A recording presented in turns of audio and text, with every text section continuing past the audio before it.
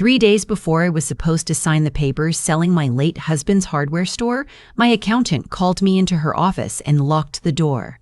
She didn't say hello. She didn't offer me coffee.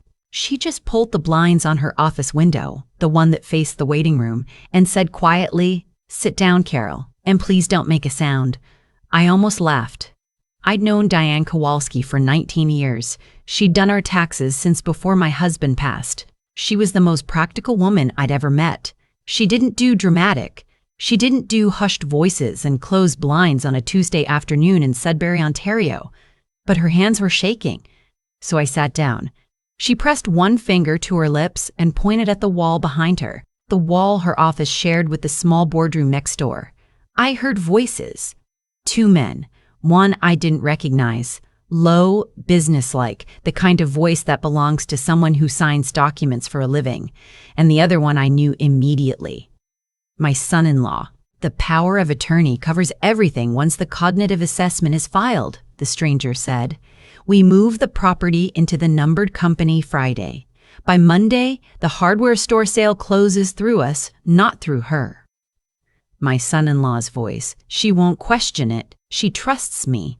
She thinks I'm handling the paperwork as a favor. And the assessment? Dr. Petrov is handling it. He's done this before. I stopped breathing. Diane's eyes were wet. She reached across her desk and took my hand and held it so tight I could feel her pulse. I didn't move. I didn't make a sound. I just sat there in that small office in downtown Sudbury and let the words come through the wall and rearrange everything I thought I knew about my life. My name is Carol. I'm 67 years old. I was married to my husband Raymond for 38 years. And when he died 4 years ago from a sudden cardiac event, he was 64, no warning, just gone. He left me with a house in the Minnow Lake neighborhood, a modest RRSP, and the hardware store his father had built in 1971. Renfrew Hardware. 4 employees, 43 years of serving the same families who came back season after season for furnace filters and deck screws and paint, matched to swatches they'd been carrying in their wallets since 1998. Raymond had wanted our daughter to take it over. She was the one who'd grown up behind that counter, who knew every supplier by first name, who could tell you the difference between a Robertson and a Phillips without looking. But she'd moved to Vancouver 7 years ago with her partner, and the distance made it complicated. So we talked about selling. Eventually, after Raymond died, eventually became soon, and soon became a number on a listing agreement that a commercial realtor named Scott Haggerty brought to my kitchen table. I wasn't in a hurry, but I also wasn't sleeping. The store needed a new manager. The lease on the property was coming up for renewal, and I was 63 and alone, and the furnace in my house had started making a sound I didn't understand. Everything felt like a decision I wasn't equipped to make. That's when my son-in-law stepped in. His name was Marcus. No, I won't call him that. I'll call him what he was, my daughter's husband. My daughter Lee had married him 5 years before Raymond died. He was charming when she brought him home. Attentive, curious, asked Raymond questions about the store with what seemed like genuine interest. He was an investment advisor, worked for a firm in Toronto but consulted remotely. Always had an answer for everything. After Raymond's funeral, he called me every week, just checking in. Don't make any big decisions yet. You're still in shock, Carol. Let me help you navigate this. I was grateful. I was exhausted. I said yes. By the first winter, he was reviewing my bank statements to make sure nothing fell through the cracks. By spring, he had the login for my online investment account so he could monitor things while I focused on healing. By summer, he'd suggested I look at a numbered company structure for the sale of the hardware store. It's just more tax efficient, he said. Completely standard. A lot of people do it. I didn't know enough to push back. Raymond had always handled the financial side of things, and I'm not too proud to admit that I felt the absence of that knowledge like a missing floor beneath my feet. I said yes to that, too. The numbered company was incorporated in September. I signed documents at a notary office downtown. My son-in-law sat beside me. I didn't read everything. He'd explained it all beforehand, and I was tired, and there was a long line of pages, and he kept saying, "This one is just standard.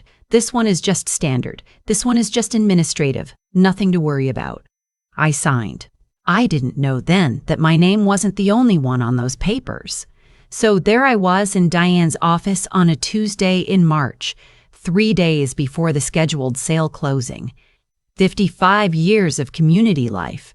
Raymond's father's workbench, still bolted to the back wall of the shop, his initials scratched into the wood from 1971. And somewhere on the other side of that wall, 2 men deciding how to move it all somewhere I would never see again. When the voices stopped and we heard the boardroom door close, Diane let go of my hand. She opened her desk drawer and pulled out a folder.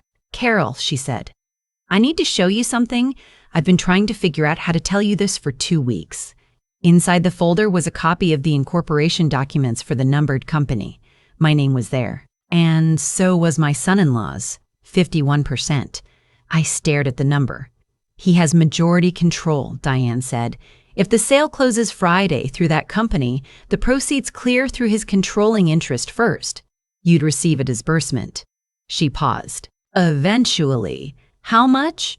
She was quiet for a moment. "Based on what I've been able to trace, maybe 40% of the sale price. The rest moves to accounts I don't have visibility into." The hardware store was listed at $880,000. That was Raymond's father's store. Raymond's 40 years. Every Saturday morning when he'd unlock the front door before the mall opened, before anyone else in the city was at work yet. "What's the cognitive assessment?" I asked. Diane closed her eyes for a second. "His name is Dr. Anton Petrov. He's a physician in Timmins. He's not a neurologist. He's been filing capacity assessments under Ontario's Substitute Decisions Act. If he files one, even a questionable one, and your son-in-law has power of attorney, he can act on your behalf on the sale, without your signature, without your consent." I looked at the folder. Then I looked at the wall. "How long have you known?" "I found the first discrepancy 6 weeks ago. A transfer I didn't recognize. I started pulling threads." She looked at me steadily. "I was afraid to be wrong. I'm sorry I didn't come to you sooner." I picked up my purse. "I need a lawyer," I said. "Today." She was already reaching for the phone. "My lawyer's name is Constance Beaumont Wade.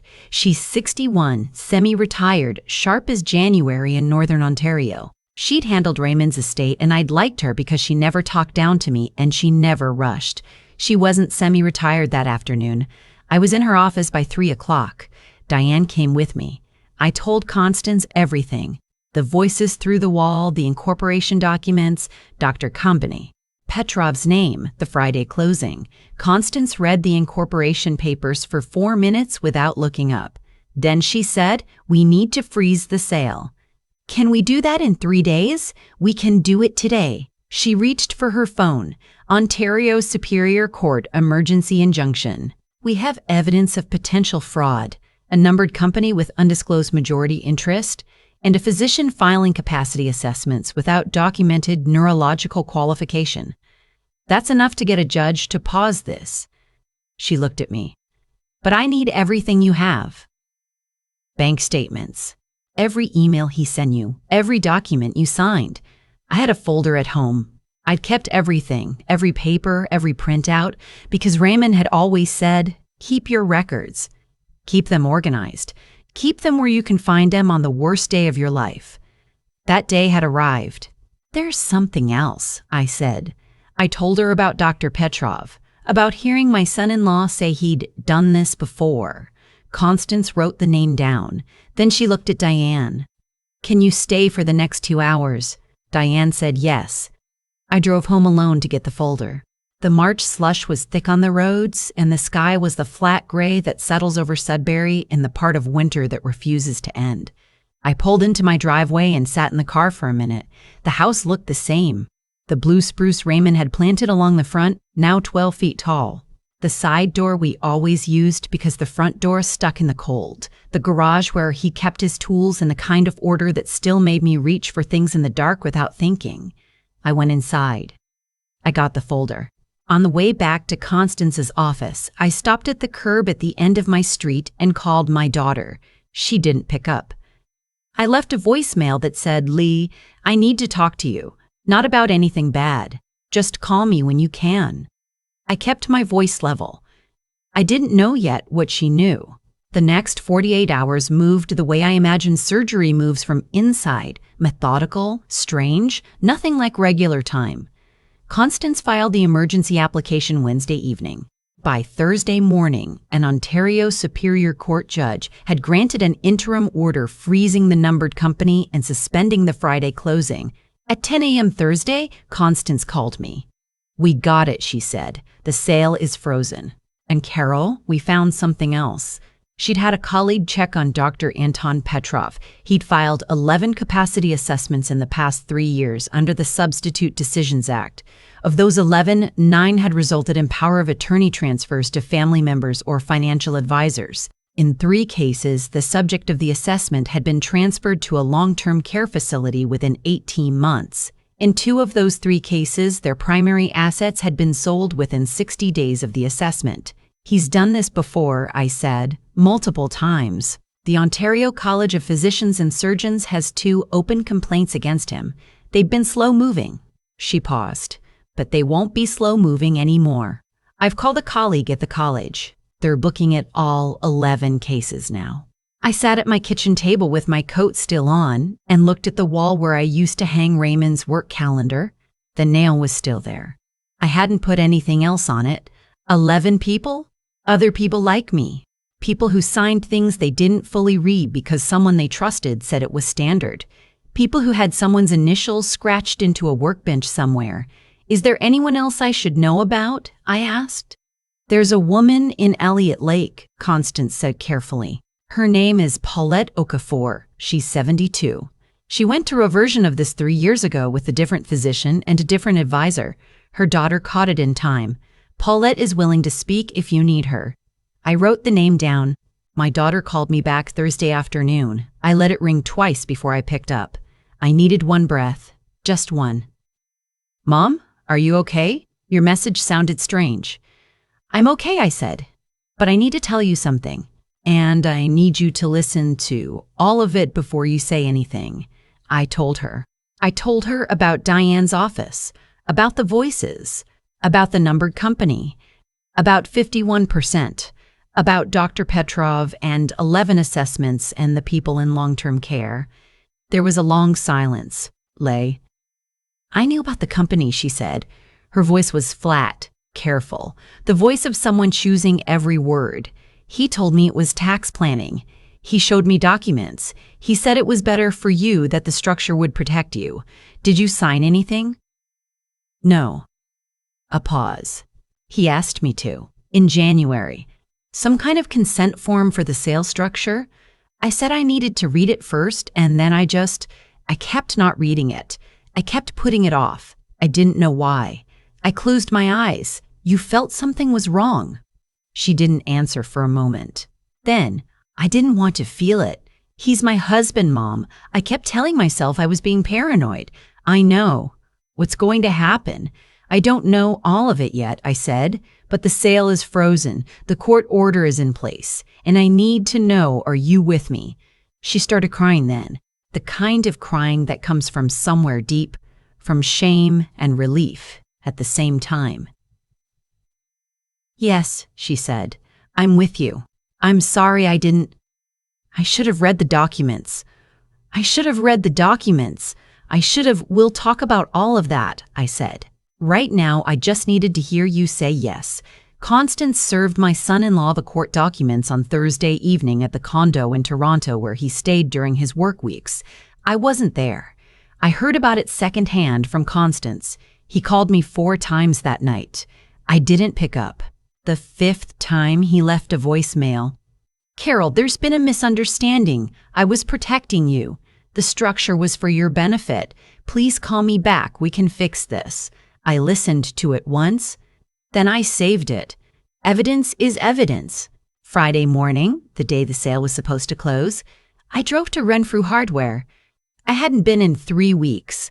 My son-in-law had been managing the transition, and I let him because he said it was easier, cleaner, that I didn't need to be there for every detail. I unlocked the front door myself with the key I'd carried on my keychain for 40 years. The store smelled like it always had. Metal and sawdust and a kind of particular warmth that old buildings in northern Ontario get when they've been heated the same way for 50 years. The light came in the same angle through the front windows. The rack of work gloves by the door was a little low on stock. I walked to the back. Raymond's father's workbench. Still there. The initials scratched into the corner of the wood. I ran my thumb over them. I stood there for about 10 minutes. Then I called Diane. "The sale is frozen," I said. "What do I do with the store?" "What do you want to do with it?" I looked around at the neatly labeled bins of hardware, the shelf of wood stain Raymond had organized by color family, the photo on the back wall, Raymond and his father in 1989, standing in front of the same counter, both squinting into the same afternoon light. "I want to keep it," I said, "at least for now, until I figure out what comes next." "Okay," Diane said, "we can work with that. Before I tell you what happened next, I want to say something to anyone watching who's done what I did, who's handed your financial life to someone because grief made you feel like you'd forgotten how to speak the language. I wasn't stupid. I want to be very clear about that. I had an accounting degree from Laurentian University. I'd done the books for the hardware store for 15 years before Raymond took over that job. I knew what a balance sheet looked like. I knew what questions to ask. But grief has a way of making the ground feel uncertain under things you used to know. And there are people who watch for that, who wait for the moment when someone capable becomes someone uncertain. And then they offer to help. I let my son-in-law in because I was tired and sad and because he was family, or what I thought family meant. That was the crack. He didn't make the crack, but he found it and he put his hands in it. If you're here and you have someone in your life offering to manage things for you, asking for logins, presenting documents at tired moments, steering you away from your own lawyer, please slow down. Make one call before you sign anything. One call to someone who answers only to you. That call could be everything. My son-in-law was charged in May. The charges came through the Ontario Provincial Police's Financial Crimes Unit. Fraud over $5,000. Breach of trust.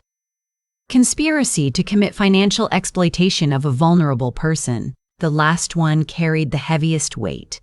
His associate, the man whose voice I'd heard through the wall in Diane's office, was charged alongside him. His name was in the commercial real estate industry. I won't give him more space here than that. Dr. Turber. Petrov had his license suspended by the Ontario College of Physicians and Surgeons in April, pending a full review of all 11 capacity assessments. 3 of the 11 families had already retained the lawyers. Paulette O'Coffer gave a statement to investigators and was, as Constance put it, formidable. I met Paulette in June. We had coffee at a Tim Hortons off the highway between Sudbury and Elliott Lake, halfway for both of us. She was 72 and wore a red fleece jacket and had the posture of someone who'd decided long ago that the world was going to have to look her in the eye. She told me what had happened to her. It was similar in shape, different in details. A different doctor, a different advisor, a different amount of money, but the same fundamental thing. Someone who looked like help and turned out to be something else entirely. "Did you get it all back?" I asked. "Most of it," she said. "Not all." She wrapped her hands around her coffee cup. "But I got my name back. That matters more than I expected it to." I thought about that for a long time after. My daughter came home in July, not just for a visit. She took a leave from her job in Vancouver and drove back with her car packed and her dog in the passenger seat and a look on her face I recognized from when she was 8 years old and had done something she was ashamed of and was ready to face it. We didn't talk about her husband right away. We made tea. We watched the dog investigate the backyard. We sat on the back step the way we used to when she was in high school, and she leaned her shoulder against mine without saying anything, and I let her. 2 days in, we sat at the kitchen table with the folders spread out. She read everything. She read the incorporation documents she'd never looked at, the transfer records, The communications between her husband and his associate. The capacity assessment Dr. Petrov had been preparing dated 2 weeks before the scheduled closing. She read the assessment slowly. Set it down. He was going to say you were losing your mind, she said. Yes. She was quiet for a long moment. What do you need from me? I thought about it. Honesty. First. About what you knew and when you knew it. So she told me. The full version, the way he'd framed things from the beginning, presenting himself as the organized one, the financially literate one, the one who understood things the women in the family couldn't be expected to manage. The small comments over years. Your mom doesn't need to be involved in every detail. She's still grieving. Let's not stress her. The way he positioned himself between us, just enough. She hadn't seen it as a pattern. She'd seen it as a pattern. She'd seen it as him caring. I should have seen it, she said. He was very good, I said. That's not a comfort, but it's true. She separated from him in August, filed for divorce in October. He contested it at first, then stopped contesting when his lawyer presumably informed him that fighting his wife in family court while facing fraud charges was not the ideal strategy. I don't know what became of him after that. Constance gives me updates when there are updates to give. The trial date is set for next year. I'll be there. The hardware store is still open. I hired a new manager in September, a woman named Diane, actually, no relation to my accountant, which I found funny in a way I couldn't quite explain. She'd managed a building supply store in Hanmer for 11 years, and she knew the suppliers, and she had a way of talking to customers that reminded me a little of Raymond. Practical, patient, not trying to sell them more than they came in for. I go in twice a week. I do the books myself again. It turns out I hadn't forgotten the language. I just stopped speaking it because someone kept finishing my sentences. The numbered company was dissolved by court order. The sale never closed. I'm not sure I'll sell now, or ever. There's something about the workbench in the back that makes me think I'll know when the time is right, and the time isn't right yet. Constance updated my power of attorney in September. It's held now by my sister-in-law, a retired school principal in North Bay, who is 70 and has opinions about everything and is exactly the right person for the job. Diane, my accountant, and I go to lunch on the first Tuesday of every month. We sit at the same table at the Italian place on Paris Street, where we've been going for 10 years. We don't always talk about finances. Sometimes we just talk. I think about Raymond a lot. I talk to his photo in the store sometimes when no one else is there. I told him what happened. I told him I almost lost it. I told him I didn't. I think he would have liked Paulette. Last month, I got a card in the mail. Handwritten, postmarked Elliott Lake. Carol. I told the Women's Institute about what you did. They want to know if you come speak in the fall. About what to watch for. About asking questions before you sign. I said I thought you might. Let me know. The coffee is better than Tim's. Don't tell Tim's I said that. Paulette, I read it twice, standing in my front hallway with my coat still on. Then I sat down at the kitchen table and wrote back. Paulette, I'll be there. Save me a seat near the front. I have a lot to say. What I almost lost wasn't just a building or a number on a sale agreement. It was Raymond's father's initials scratched into a workbench. It was 40 years of Saturday mornings. It was the proof that something built slowly and honestly can last. I didn't lose it, and I'm going to spend whatever time I have left making sure other people know how close almost can get before you even realize you're standing at the edge. If you're still here with me, comment and tell me where you're watching from. These stories travel farther than I ever expected, and I think about that sometimes. Someone in a kitchen somewhere listening, someone who needed to hear that capable people get targeted, and that capable people can also fight back. Thank you for walking all the way to the end with me. I've thought a lot about what made me vulnerable to this. Not in a self-pitying way, I'm past that, but in an honest way, the way you think about a wound after it's healed enough to touch. I was capable. I want to say that again because I think it matters. I had an accounting degree. I had run the books for that store. I was not a woman who didn't understand money. And yet, I handed the keys. Slowly, one small yes at a time, to someone who had decided my grief was an opportunity. That's the part that took me the longest to sit with. It wasn't a single moment of weakness. It was a sequence. My son-in-law didn't ask for everything at once. He asked for a little, then a little more, then a little more. After that, and each time the ask felt reasonable because it followed naturally from the last one. That's how it works. That's how capable people get taken. Not in one dramatic move, but in 100 small ones that each make just enough sense to accept. What stopped it wasn't luck. It was Diane, sitting in her office for 6 weeks with a discrepancy she couldn't explain, pulling threads, losing sleep over whether she was wrong, deciding finally that being wrong was a risk worth taking compared to saying nothing. That's moral courage. That's what it actually looks like. Not dramatic, not certain. Just a person choosing to act on what they know even when they're afraid of what it might cost them. And Constance, who read those incorporation papers in 4 minutes and picked up the phone without hesitation. And Paulette, who'd already walked through her own version of this and was willing to sit across a table at a highway Tim Hortons and tell me exactly what she knew so that I didn't have to figure it out alone. What I've come to understand is that the people who tried to take from me were counting on isolation.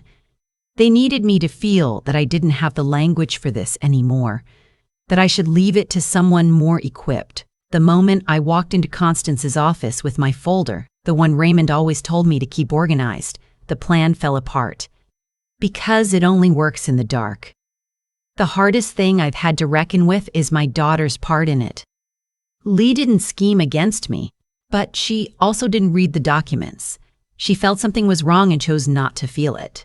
I understand that now. She loved him, and love can make a person want to believe the more comfortable story. But not reading something because you're afraid of what it says is still a choice. It has consequences.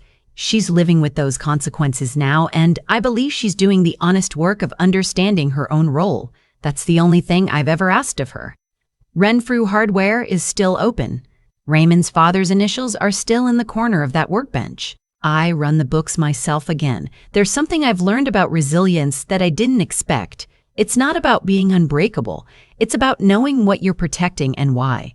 I knew what that store meant. I knew whose hands had built it and whose Saturdays had kept it running. When I stood in front of that workbench the morning the sale was supposed to close, I wasn't just fighting for a number on a listing agreement. I was fighting for proof that things built slowly and honestly are worth protecting. That knowledge didn't make me fearless. It made me willing to be afraid and keep going anyway. That's the only kind of courage I've ever believed in.